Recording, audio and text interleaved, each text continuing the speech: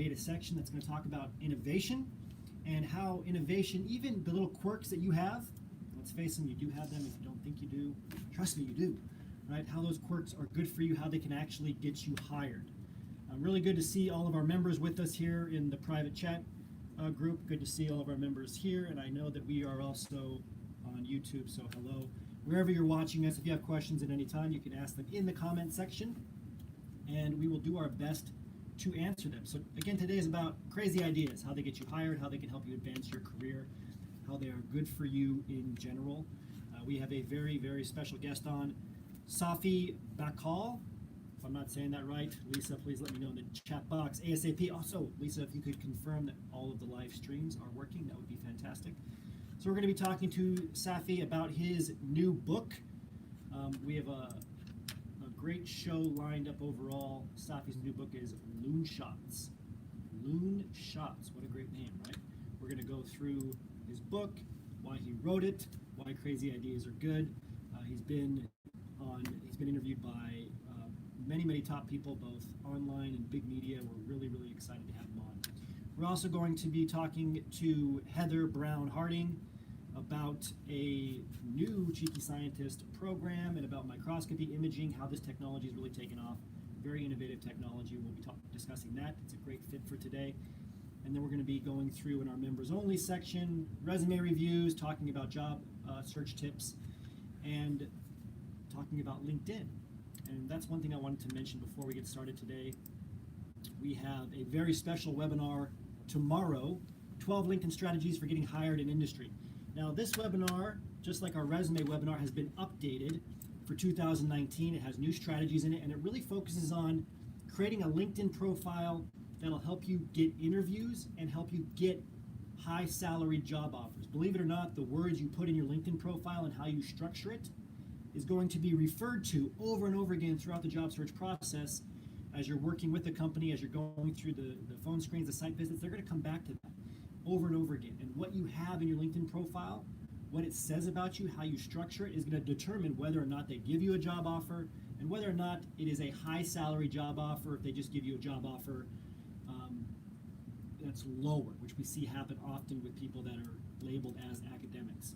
So what is your LinkedIn profile saying about you? What are your LinkedIn scripts, how you're messaging, your activity on LinkedIn saying about you? How are you showing up in search results? All of this will be discussed tomorrow at 1 p.m. and 9 p.m. Eastern Standard Time. Again, that's tomorrow, Wednesday, July 25th, 1 p.m. Eastern Standard Time, and again at 9 p.m. Both live.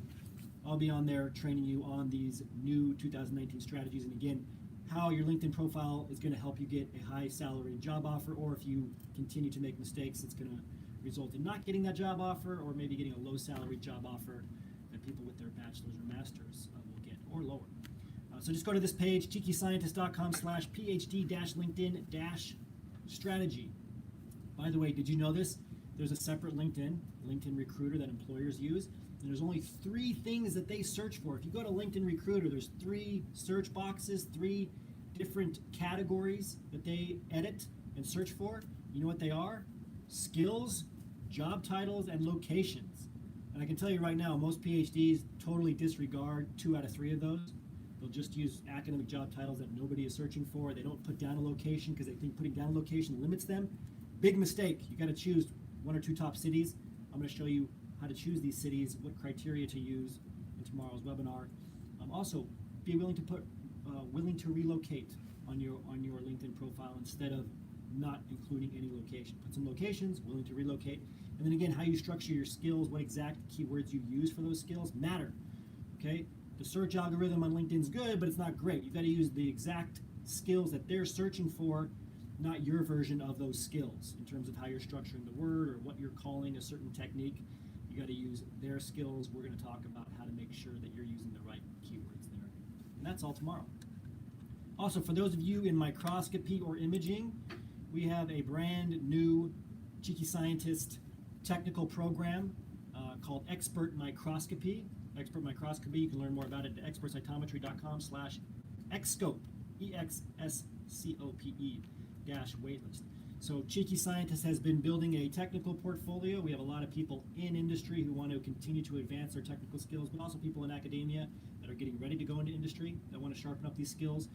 We choose the most innovative technical skills, techniques, instrumentation, reagents, etc., that are out there, and we're building programs around these. We have one for flow cytometry now. We have one for microscopy, with more coming soon, so you can learn more about that again at expertcytometry.com/xscope-waitlist. Okay, so the last thing I want to show you is the Cheeky Scientist blog. We have so many amazing blogs. The readership has been increasing more and more. Go to cheekyscientist.com/blog. Look at all of our different blogs. We have a great article out this week. Get hired without submitting a resume. 5 networking strategies for PhDs. We've had a lot of PhDs tell us, I didn't even submit a resume to get hired. How is that possible? Okay, it doesn't mean a resume can't help you get hired, or you can't get hired just with a resume, but this will show you how very often a networking connection or referral can lead to a job offer, certainly to an interview, without submitting your resume first. It's a great article. Make sure you check it out. Okay, so we're going to jump to the very first section, the one that all of you love as PhDs, the Show Me the Data section. I'm going to bring on Jeanette with us now, and Jeanette's going to go through the Show Me the Data section, and we are talking all about innovation, crazy ideas. Your quirkiness as a PhD, it's your biggest asset. You thought, right? I mean, look at Jeanette, a little bit of quirkiness going on already with the bow tie. Yeah, so how does this help you get hired? Jeanette, I'm curious, before we even get to the data section, why is it important for PhDs to not see the way that they are, right? Always thinking and researching and innovating and all the little things that make them different as a weakness, but as a uniqueness that can help them get hired. What do you think? Yeah, well, I mean, it is something that really sets PhDs apart from other people. And in an interview, in any job, like sort of setting, you want to be able to set yourself apart, right? That's really the goal. You need them to remember you for a specific reason. And that's something that PhDs have that others don't. Yeah. It also makes me think of the radio show from last week, where if you're projecting fake, right, it's not going to work. So you need to go into that, like leaning into your authenticity. If you're a bit of a nerd, like that's fine, right? You don't want to be crazy over the top, but like it's just don't try to fake being someone else, because they will know. Yeah, and I think that's where people get confused, because there are some certain areas that you want to grow in, for sure. Like you continue growing and changing, you learn to communicate better with different types of people, etc. But you don't change like the core principles of who you are. So you can think like the tactics you change, that's fine, but like the strategy, the principle of who you are, your core values, these core personality traits, you don't change. So I think that's a good message from Jeanette. So we're going to go to the Show Me the Data section, and this was prepared by Jeanette. A lot of great figures, a lot of great data to go through. The first one is based on the question, are innovative companies more profitable? So the figure showing profit growth is correlated with more accepted ideas, which is interesting, right? So it sounds like the more ideas that are acceptable, or just more ideas in general, leads to a business actually being more successful. I'm going to ask Jeanette if that's true or not, but I want to make sure that people listening by audio can understand the figure here. So we have a figure, a lot of blue dots on it, y-axis, 2-year net profit growth, x-axis, accepted ideas per 1,000 users or people. All right, so as you have more accepted ideas, you see a trend. It's not perfect, but we have this trend line where it goes up, and so the profit goes up as the accepted ideas go up. What is this telling us, Jeanette? Yeah, so I really like this figure for 2 reasons. One, that it shows that as there are more accepted ideas, which sort of means those ideas which end up becoming successful and are followed through with, right? It's not just random ideas. They're the ones that the companies decided are worth pursuing, right? And so you can see that the more of those there are, the more profitable a company can be. And I also think it's really interesting to note that there's a really big divide on this graph, where the vast majority of these blue dots are like less than 150 ideas accepted per 1,000 users, right? And then there's these like outliers, these ones where they're generating more ideas and they're getting more like higher profits, right? And so like I think it's really interesting to think about like what is separating these people, and the article goes into it a bit if you want to go look at it. There wasn't any fun figures to show on the radio show, but they do discuss like what is this divide and how do they generate these more ideas, more accepted ideas per person. Yeah. Yeah, great points. And the article, it's on sloanreview.mit.edu. There's also one at go.spigot.com. If you've ever done this simple experiment, if you haven't done it yet, you should. Try to come up with an idea for something, right? Say like, if I was going to solve X, Y, Z, world hunger, whatever it is, and just start writing down your ideas. Everybody thinks their first one or two ideas is the best, but try to make a list of like 50, and then go through it and choose which idea you think is best. Give it to somebody else, have them choose which idea is best. Usually, it's after the 20th. It's after the 20th thing that you come up with. So we all think that we come up with these great ideas all the time, but we don't. It's like a muscle, like anything else, and you just have to get really good at doing soul brainstorming. I mean, obviously in a company setting you can do it too, but you have to turn yourself into an idea generator and be able to turn off that internal editor that I think keeps a lot of us from that kind of creative state, right? Because it's a very valuable state, and that's what we're showing here with all of this data. The next figure is titled What the Top Innovators Get Right. It's in a strategy-business.com article. And so we're looking at a figure here of R&D spending by industry. Lots of lines on a chart. The y-axis has billions of dollars. The x-axis has time from 2005 to 2020. You see a lot of lines going up, 2 lines staying flat, and the flat lines are like aerospace and defense, chemicals and energy, and then you have from increasing slope, industrials, auto, software and internet, computing and electronics, and healthcare. Well, I guess software and internet would have the highest slope, but not the highest total. Not the highest slope, but not the highest total. So, what is there anything that's surprising about this, Jeanette? That healthcare is the highest, for example? Yeah, it is a bit interesting, right? You would think that, because when we're looking at R&D spending, right, and we don't necessarily associate healthcare with that term, right? But what I think is really interesting for us to note is that R&D is just, it's like it's the innovation center of a place, right? So any money spent on R&D is money spent on innovation. Yes. And I mean, it was surprising, but then when I thought about it, we see in the media, so much is happening with healthcare right now. So many changes with new technologies emerging and the way that healthcare is adapting. So kind of after I thought about it for a minute, I was like, all right, that's great. So there's a lot of opportunity in R&D in healthcare is what that's also telling me. Yeah, and I love how those three things are almost at the exact same level, and how it's indicative of how they've merged, just like you said, like healthcare, computing, electronics, and software and internet have really come together. I mean, in big data or whatever you want to call it. But a lot of us don't think about this as being R&D. We certainly don't think about healthcare, the life sciences, physical sciences. Our guest today, by the way, is a physicist. You don't think about these things being at the top in terms of R&D spending. We all think of like software, usually, in today's world. But it's amazing to see where R&D is and how it can be everywhere. Next figure, High Leverage Innovator Performance Index. So when compared with the rest of the Global Innovation 1000 companies, the 88 companies that ranked as high leveraged innovators outperformed them across most key financial metrics. So really what we're just looking at this correlation of the more innovation, the more successful you are, and in business these success metrics are what's showing on these bar graphs. So average operating margin, average gross margin, gross profit growth, relative total return, operating income growth, sales growth, and market cap growth, all the highest in innovative companies. This is pretty shocking if you think about it, because I think a lot of companies are trained to get really good at something and then just repeat it. Like we hear innovate or die in industry the same way we hear publish or perish in academia. But there's also this pressure to get your systems right and to increase your margins. And you think that increasing your margins in business, for those of you, for margins, it just means you're bringing in a number of sales and then you have a number of expenses. The lower your expenses, the higher your sales, the greater your margins, right? But if you're bringing in as many sales as your expenses cost, the lower your margins. They can start to shrink. So if you can think about it, and it's healthy to think about this stuff as a PhD, especially if you're trying to get into industry, like what is a company going for?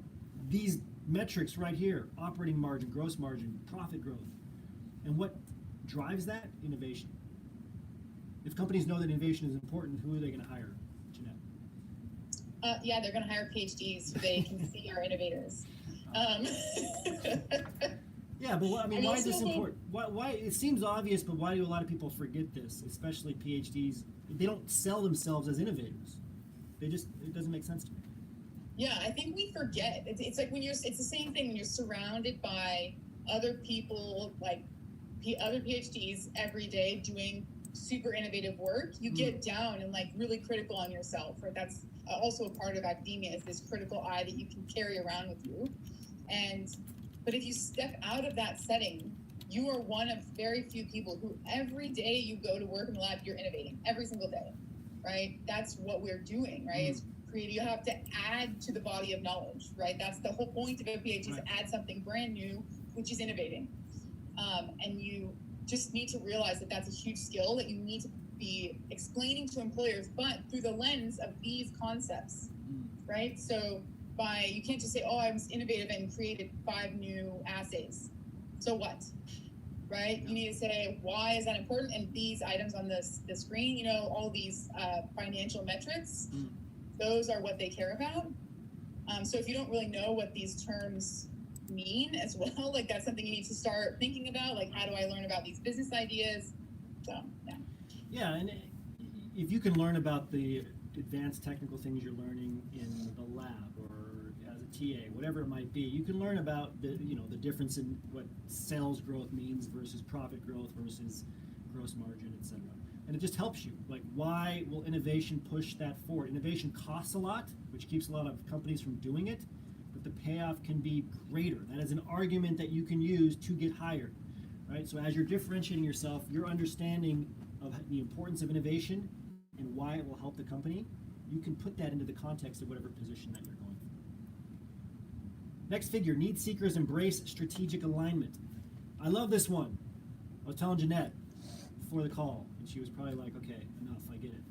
But what we're looking at here is 3 different circle charts, and it says survey respondents from companies identified as need seekers were much more likely to report high levels of alignment between their business and innovation strategies. So really there's really 3 strategies here. You look for need, right, and you try to respond to a need and you fix people's problems. You respond to a market, right, you study your competitors, you read those market reports, and then the technology drivers, which are people that should really look for the hottest technology, things that will, again, allow you to scale, automate, etc. The surprising thing here is that people that research the market have the lowest level of alignment, just a little bit higher than them are the technology drivers, but the people that blow both of them out of the water with high alignment are need seekers. From your point of view, what does this mean, Jeanette? Yeah, from my point of view, this means that these need seekers who are asking and finding problems that they want to solve they have this high alignment, which is to me associated with that business and innovation being successful together. So like that chart we just looked at, they're going to have that financial success because they're aligning this innovation and business together, which is important. You can't be innovating for no reason that doesn't get you money, right? They have to come together. Yes. And so it's showing that these people who approach innovation with this need-seeking idea are those that create the most successful types of innovation. Right. Where is their need? And then you innovate to fill that need. All right, so I think we have our guest on. Jeanette, thank you very much. Please thank Jeanette in the chat box if you would. Excellent, show me the data section. And we're gonna move right ahead to our very special guest, Safi Bakal. I believe I'm saying that right. And I'm gonna do a quick bio here. Really excited to have on Safi. He is a physicist, biotech entrepreneur, and he is the author of the national bestseller, which I have in my office bookcase right now, Loonshots, How to Nurture the Crazy Ideas That Win Wars, Cure Diseases, and Transform Industries. He talks about radical breakthroughs and really digs into the behavior that leads to these breakthroughs, especially in groups. It's a fascinating book. I highly recommend it. I'm going to show you the book here in a second. He received his BA summa cum laude from Harvard and his PhD, did you hear that? He's a PhD in physics from Stanford. He transitioned out of academia, like most of you are trying to do, has been very successful. He's worked with Lenny Susskind in particle physics. He was a Miller Fellow in physics at UC Berkeley.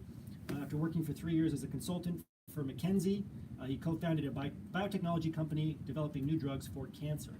It led to an IPO, and he served as its CEO for 13 years. He's presented at approximately 130 banking conferences, investor events, medical meetings all around the world, as well as leading academic institutions in physics, mathematics, medical departments at Harvard, MIT, Princeton, UC Berkeley, a lot of the places that a lot of you are at right now. Very excited to bring on Safi here. I'm going to show his website. It's his last name, Bahcall. I got to make sure I'm saying it right when I bring him on. I'll double check. BAHCALL.com. Has his book right at the front here. This is Loonshots. Lots of great information. I love this website too. Very, very interactive. Make sure you check out the website and then go to Amazon or wherever you like to buy your books from. Get Loonshots now. It's a great book. They have a discount going on. And yeah, highly recommend it. It is a read that every PhD should have. And very inspiring to see a PhD come from academia to do all of these great things in business, writing a book, and to continue to give back to other PhDs, which he's doing right now. So we're going to bring on Safi. Make sure you can start his video. I saw him on a second ago, and we're going to jump in. There he is. Hi, Safi. Can you see me okay? I can't hear. Oh, you can't hear me. I can hear you. Maybe it's if you take your headset off. Let me send a chat to him. Good news is we can hear him. Please do me a favor and say hello to Safi in the chat box if you can, because he can. If you can't hear him, I'm gonna say we can hear you. I can't hear. We can hear you. Maybe if you take your headset off.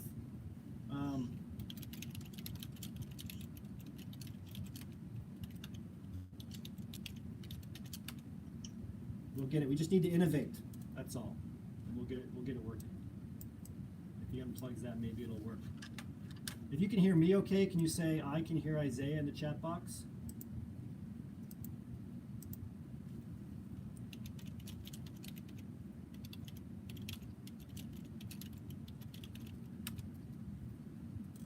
Let's try that. Maybe that'll work. Oh, okay. We lost him. Don't worry, we'll get him back. Yeah, Lisa, I don't know, Tara, Lisa, if you want to give him a call, and we'll see if we can have him try without his headset. We've seen that issue happen in Zoom before. So you can all see me, that's good. You can all hear me, I should say. Let's try it again. Did that work? Is it coming through? Let me try one more time. Take your headset off and unplug it. Unplug it. Can you hear me now? Hello, hello? No? Oh. Still not. Is the volume up? No? That's weird. We can hear you. Let's try this. Oh, maybe you have to just press the button. No, there shouldn't be a microphone button.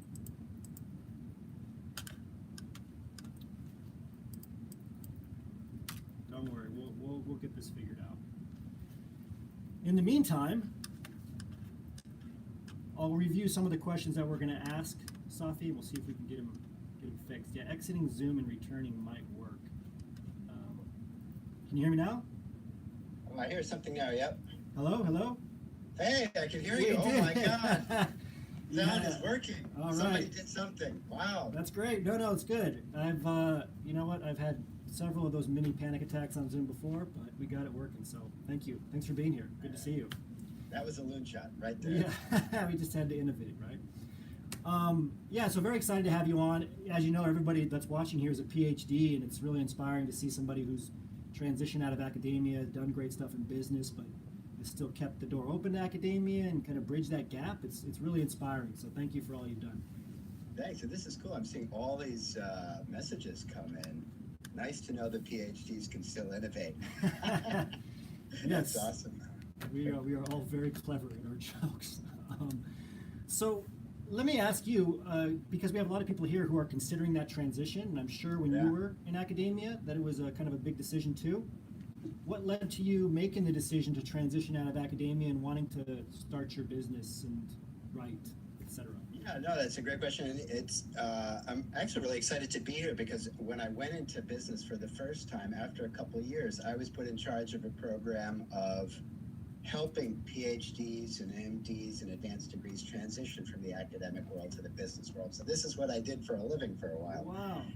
And one of the things that I would start by saying, there are a couple of things I would start by saying, but one is that the way I would describe it to folks, the transition, I don't think I set foot off a university until I was about 30 years old. I grew up, my parents were both scientists. I grew up on the campus of Princeton University. All I knew was scientists. And I just got very curious, like what happens in the rest of the world outside of university. And I remember I was dating this woman at the time, and she was working in an office, and I was like, wow, that sounds interesting. What's an office? What exactly is a job? I don't understand. And I was literally 28 years old. So she took me into she was a paralegal at the time, and she was working in a law firm, and she took me in on a Friday afternoon. I remember going around and asking folks, so could you tell me what you do? And they're like, I really can't describe it. I'm like, are you happy? No. Are you happy? No. Literally, I went around and asked 15 people, like, are you happy? And they were all like, no. I was like, that set me back. Wow. That kept me in academia for another couple of years. What company was this? Yeah. I don't want to mention any names. Yeah. The way I describe it to folks who are scientists right now or considering the transition is being in academia is like going to a gym and exercising your left bicep for years, like a decade, 20 years. You may have the best left bicep in the world or one of the top 5 left biceps in the world, but the rest of your body is kind of flabby. And the transition to the business world, in a lot of jobs, you really are problem solving, a similar kind of creative problem solving way, but you need to exercise much more broadly all of your muscles. You may not have the best left bicep in the world. You may not be the specialist in multivariate differential equations. You certainly won't be needing that in the business world, but you will learn all sorts of kind of fascinating skills, how to motivate people, how to work within teams, how to influence folks, ups, down, lefts, right, how to solve problems quickly and effectively and efficiently, how to structure problem solving in very new ways. So it's like the difference between going to the gym and just exercising one muscle and being a much more broad athlete. So that's one thing I like to say. A second thing is that you are playing a very different kind of game in the business world and the academic world. And the way to think about it is this: it's speed chess versus regular chess. And in the academic world, you have, in some sense, infinite time and limited resources. Especially if you're in a PhD, it will seem like infinite time, but very limited resources. In the business world, it's flipped 180. You have, relatively speaking, infinite resources, but limited time. It's the same kind of problem solving and creativity and trying to figure stuff out, similar rules of the game, but because of those constraints, it's a very different game. You have to learn how to solve problems quickly, solve them at the good enough level, not the perfect level. Because the third thing that I tell people that they need to understand when they make this transition is what is valued is different. The rules of the game is different, and how you win the game is different. In academia, the goal is originality. Your track record, your career, your publication list, for example. In the business world, the goal is results. The goal is results, and it's not at all about you, and your career. It's about your team. People care about your team and you and how you're able to motivate people. Why? Because you want to create new things. Let's say you want to innovate or be an entrepreneur. You want to create new products. It's never about an individual. Someone can have an idea in a shower, but that's about 0.1% of it.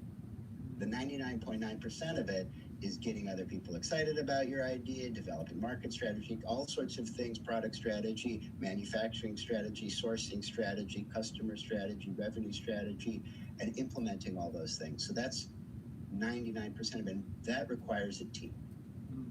So whereas in academia, the focus is on your original ideas. In business, the focus is, it doesn't really matter where the idea comes from. Google was not the first search engine. Facebook was not the first social network. It doesn't matter where the ideas came from. The Google AdWords product, which turned them into a $1 trillion company, was developed by Overture and GoTo.com. So what? Nobody knows and nobody cares. $1 trillion later, that's what Google is worth, right? So it's totally, whereas in academia, it would be all about the originality, right? In business, it's just about results. And so that's about, it's similar to the difference between me and my career and my publication list versus the team and our results and our impact. So that's in a nutshell how I think about the differences between the two worlds. Well, that's the best nutshell I've ever heard because, yeah, I think you really nailed it. We talk a lot about the differences, and that was the best description that we've heard of it. So thank you for that. Yeah, I can tell you, yeah, you've definitely helped people transition before. You definitely get the differences. Wow. I want to turn to your book and talk about it a little bit. Our whole team, a lot of them ended up getting a copy and loved it. We love this idea, of course, as PhDs too, of crazy ideas and leading to breakthroughs, and that it's actually a strength. Sometimes, especially as PhDs, we think the way that we're wired is a weakness, and we kind of shelter it. Maybe academia teaches you to do that, but I like how you talk about it being a big advantage, especially in groups. And so I wanted to ask you just why you wrote this book. I always like to know, what drove you to do that after all of your success? Why write this, and what were you hoping to, other people would get out of it? Sure. Well, roughly, it was about 18 years ago I started a biotech company, and we were focused on developing new drugs for treating cancer. And a few years after I started the company, my father unfortunately got diagnosed with a rare type of leukemia. I figured, well, now I'm in the field, I have access to all the latest science and technology and experts, and I can do something about this. And I couldn't. No matter what I did, it wasn't good enough, and my father passed away a few months later. And over the years, subsequently, I kept noticing through all of my time working with small companies, large companies, medium companies, how many promising ideas for treating my father's type of indication or other types of cancers or other severe diseases were trapped in the basement of small companies or large companies, but just buried and stuck. And my motivation for writing the book was, what can I do beyond one product or one company to help larger group of teams and companies and even nations liberate those products that can help improve the world, improve the lives of patients? And so that's why I wrote this book. No, it's inspiring, and it's a very strong reason why. Thanks for sharing that. In the book, you talk about a lot of exciting things and turns of phrases, and you have this one that's called "Listen to the Suck with Curiosity." So, can you talk a little bit about what that is and how it might be relevant to PhDs? Sure. In fact, it was a PhD, well, actually, it was an MD who I got that from, who was an incredible scientist and researcher who would have won the Nobel Prize had he lived a little bit longer. But there was a guy named Judah Folkman who was chief of surgery at Children's Hospital in Boston. And as a young guy, he came up with a new way to treat cancer: block the blood supply feeding tumors. And at the time, he was not only not taken seriously, because the only way to treat cancer at the time was chemotherapy, which sort of poison tumors, and radiation, which just sort of burn them. People said, this idea is nuts, blood supply, what are you talking about? Mysterious substance, it's, causes tissues to create new blood vessels, that's crazy. And eventually there were ups and downs, like all sorts of research, ups and downs and ups and downs. And at some point, the Wall Street Journal published a headline after some people came out and were attacking him, saying, noted cancer researcher stumbles as other labs fail to reproduce his results. And that, can be a career-ending kind of thing. Irreproducible data, especially a national headline. Most people react the way most people would react to adversity like this, or people rejecting your idea, whatever you're working on. If you're an entrepreneur, you're working on a new project. If you're a scientist, you're working on a new idea. When an investor rejects your pitch, or someone rejects your idea, or a partner walks away, your initial reaction, if you poured your heart and soul into it, is to dismiss. These people are idiots, they don't understand, they don't know, what are they talking about? And you seek reassurance from, let's say, your friends, your mentors, your mother, that you're on the right track. And what Judah would do, and I found this so typically in so many successful scientists as well as entrepreneurs, is they would take off that defensiveness hat. I mean, they might wear it for a few minutes, and Judah would rant privately to me like, "Oh my God!" But then take it off and put on something more like a Sherlock Holmes hat. So what Judah did in that particular instance, unlike others that might publish something or write an angry letter, is he called up the guy who did his experiment, who tried to reproduce his experiment, said, "Hey, could you walk me through, with your postdoc and your students, step by step what you did? I just want to understand." So he sat down with his student and the other guy's student, step by step, until they saw where something was going wrong. And they uncovered that in shipping and freezing down his protein and shipping it across the country, there was some leakage from the package just in the freezing process that was contaminating the protein in kind of an interesting way. Uncovered the problem, solved it, began working, got a lot of credibility, and learned a bunch of new things. So, LSC, listen to the suck with curiosity.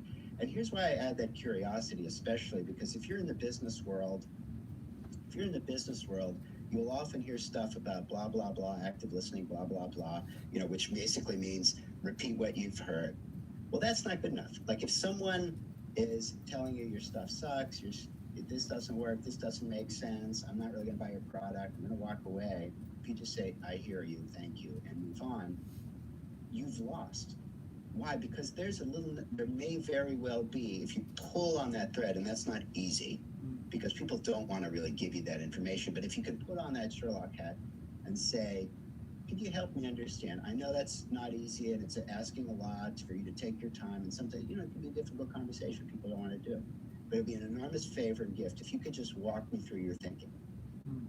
And sometimes when you pull on that thread, you'll find a nugget of gold. You'll learn something like, "Hey, well, there was this competitor from Belgium who has this other product, and it has this feature."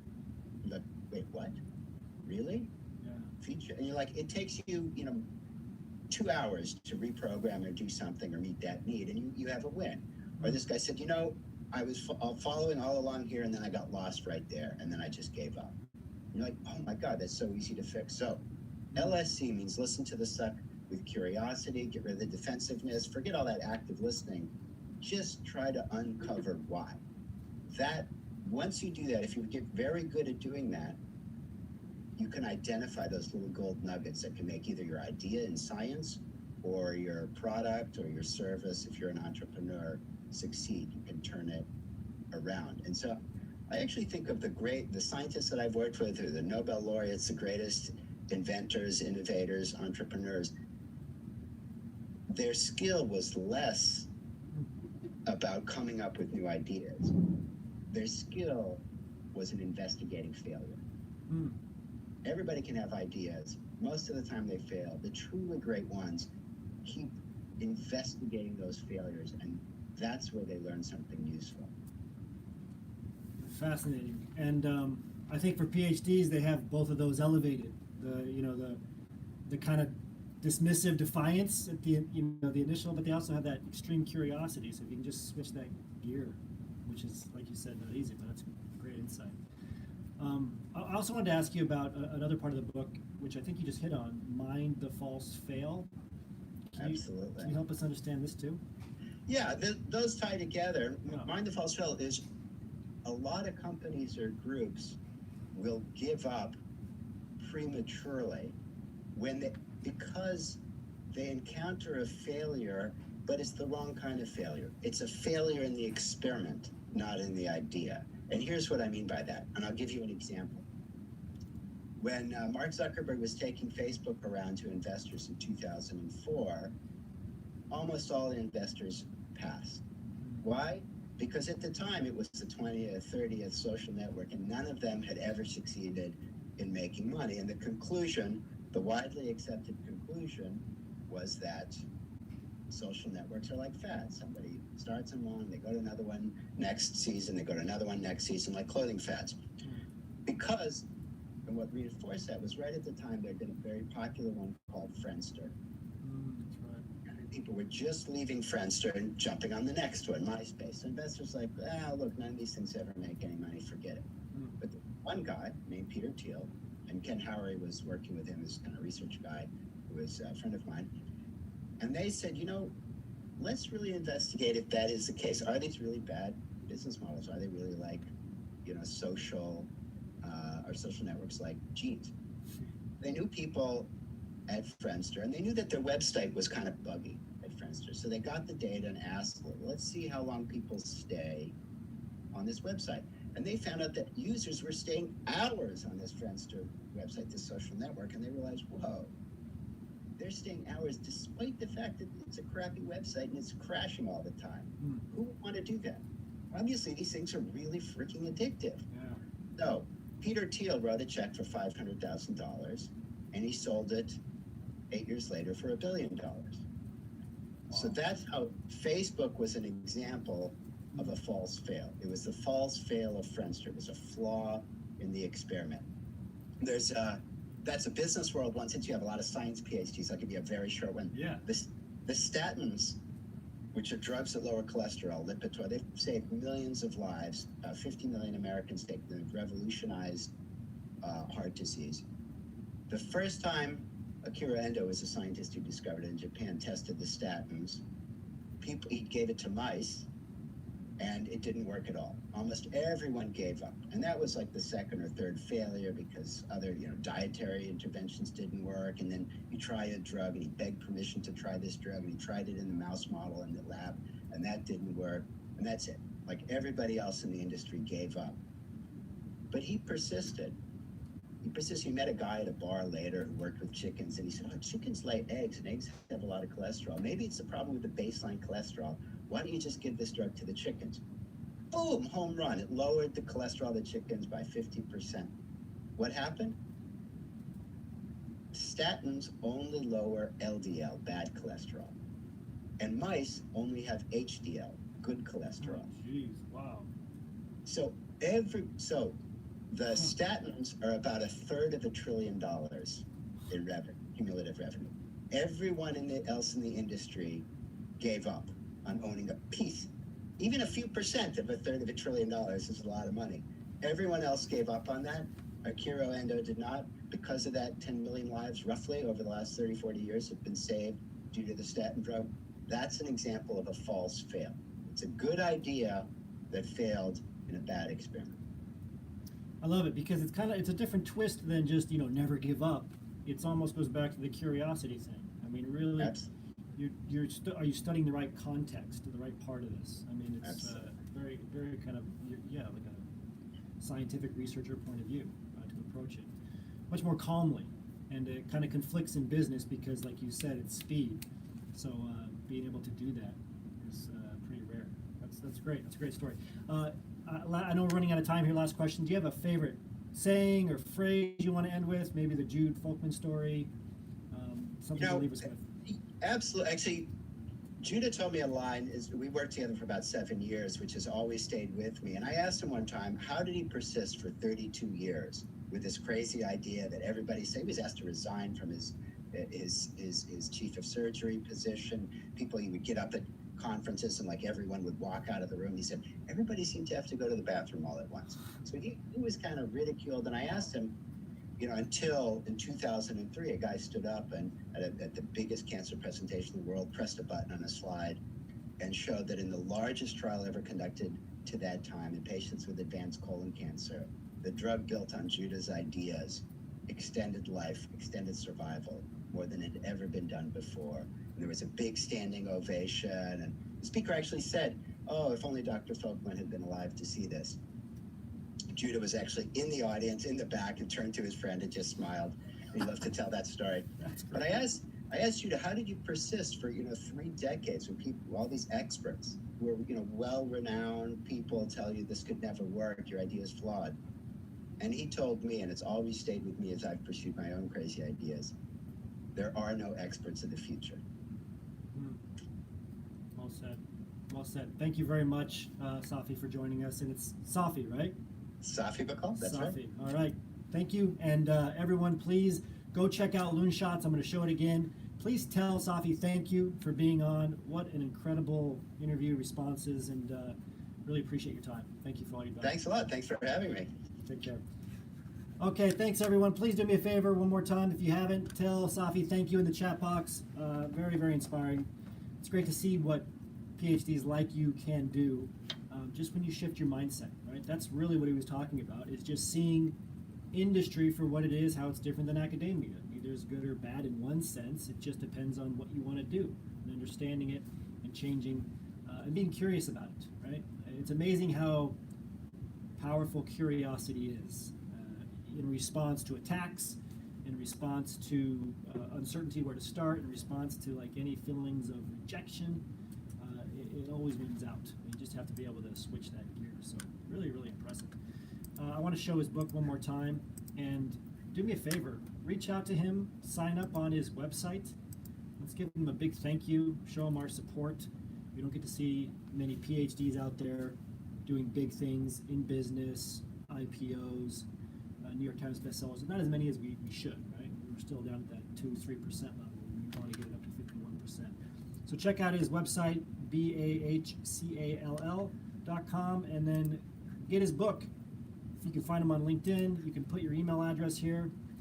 Tell him you're from Cheeky Scientist. Let's show him our support. Okay, we're going to move forward now. Again, excellent interview. I want to move on to our next guest. So one thing that we have been developing or innovating at Cheeky Scientist is a portfolio for technical programs. We have a portfolio of career programs, and we thought, you know what, let's help PhDs do what they do best. Let's help them innovate. They get into industry, you still have to stay on top of your field technically.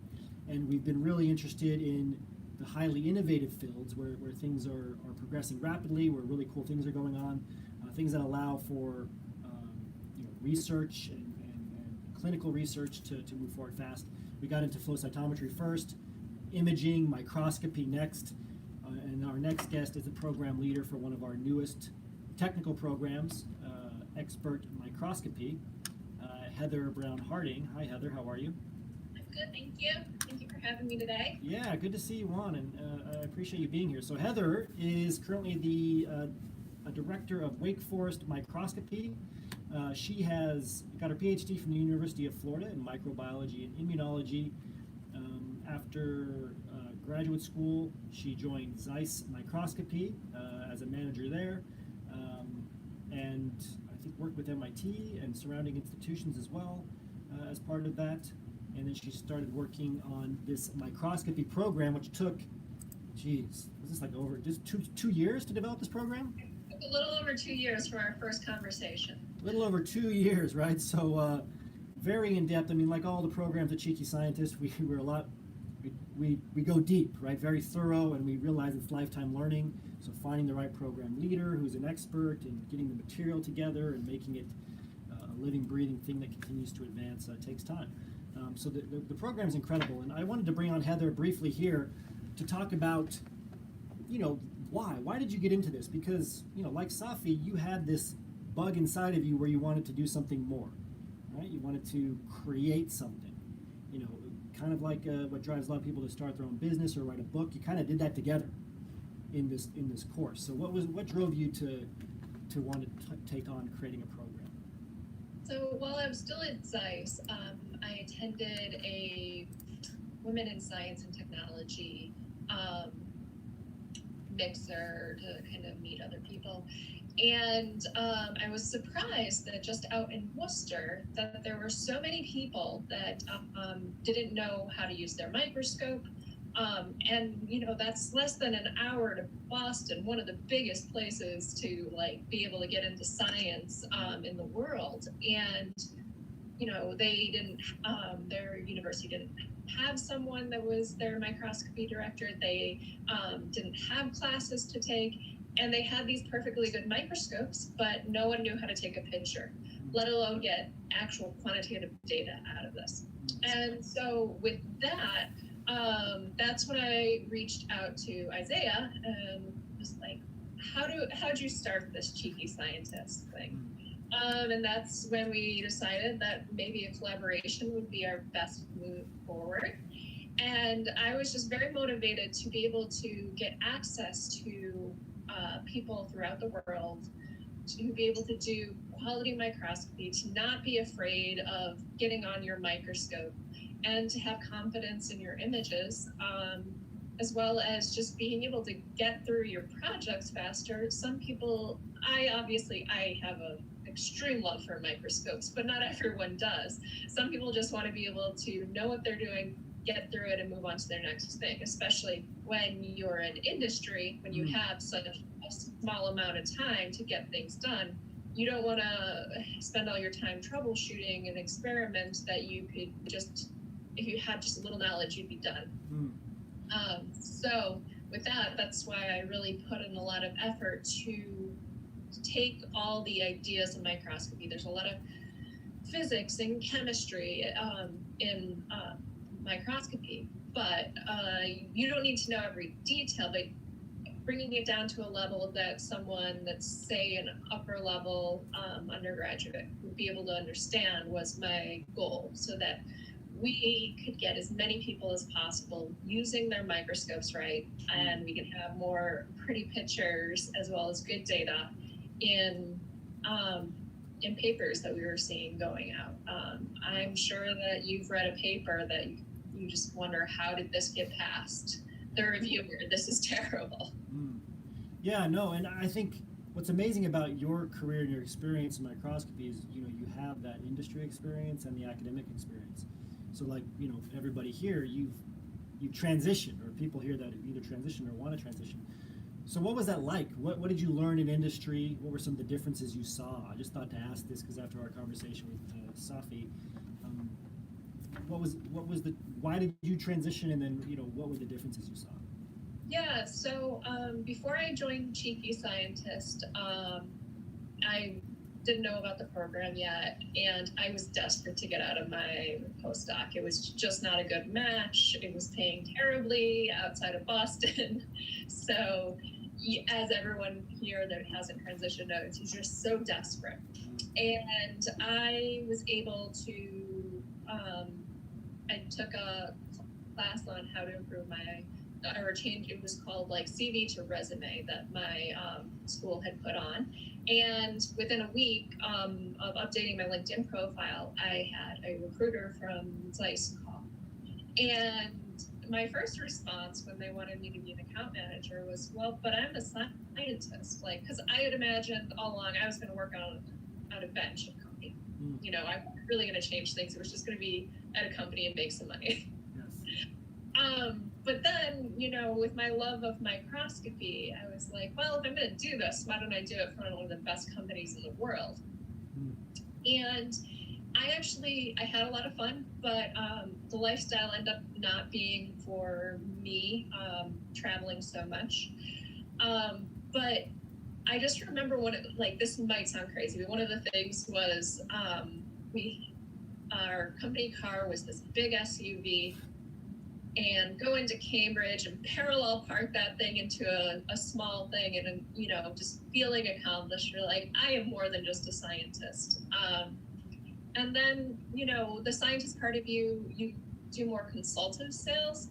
So you try to figure out what their actual problem is and solve it for them. So you're still using all that knowledge that you've gotten over the time in your PhD to just solve different problems.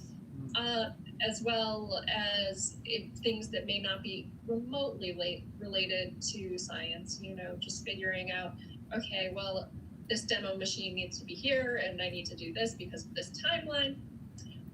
So doing the job actually made me much more confident, and just feeling like I am more than just a bench scientist.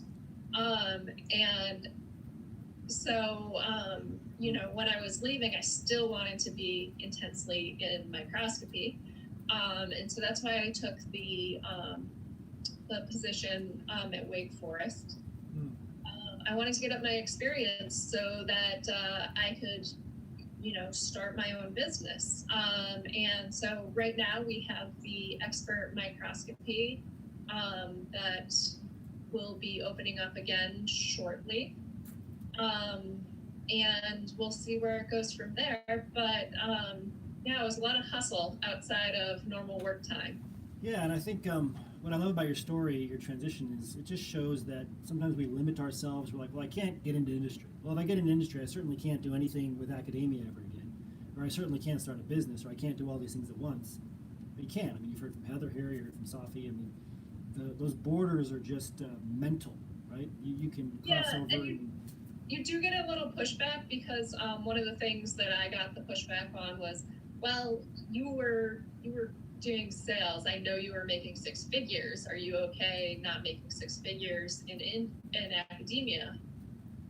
Well, I can do this for a few years. But you have to be prepared for these questions of why would you take a pay cut or things like that if you're going to go back and forth. That being said, because I have my foot in both doors, it gives me a lot of maneuverability to do what's best for my life at the time. that's exactly, I think, the key takeaway here, and a great closing point. Maneuverability. You all have much more maneuverability than you might suspect. That flexibility right now, you think you have very limited options, you can only do this. You got to erase those limitations. You can keep your foot in as many doors as you want. As a PhD, you have that strength.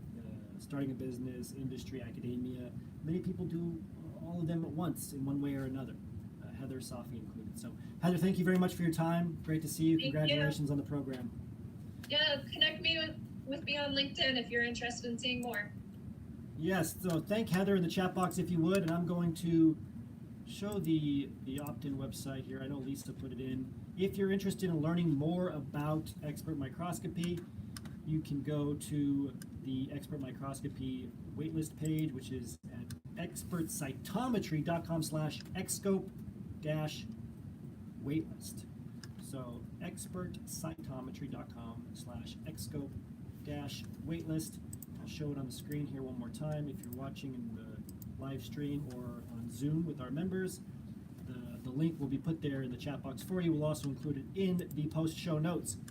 So this takes us to the end of today's radio show. For those of you who are looking to transition into your first or next industry job, we do have a very special webinar tomorrow, just as a reminder, on LinkedIn profiles. So I'm going to pull up that page 2 one more time and show it to you. This webinar is tomorrow, Thursday, July 25th at 1 p.m. and 9 p.m. Eastern Standard Time. We'll include this link in the chat box too.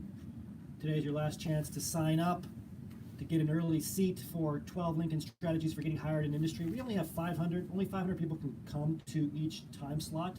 So you definitely want to sign up if you're interested in coming. And then you need to show up early because it's not just the order that you sign up, it's the order that you show up. So make sure you show up so you can join us live. 12 LinkedIn strategies for getting hired. We're focusing on 2019 strategies here. We've updated this presentation to really look at what you need to put on your LinkedIn profile and what activity you need to show in order to not just get interviews, but get high-paying job offers because the job market is in your favor right now. Thank you all who are watching us on the live stream for watching us, and make sure you stay tuned for another radio show coming up soon. If you want to learn more about Cheeky Scientist and our flagship program, the Cheeky Scientist Association, just go to phdsgethired.com. phdsgethired.com. As always, remember your value as a PhD and start thinking and acting like a successful industry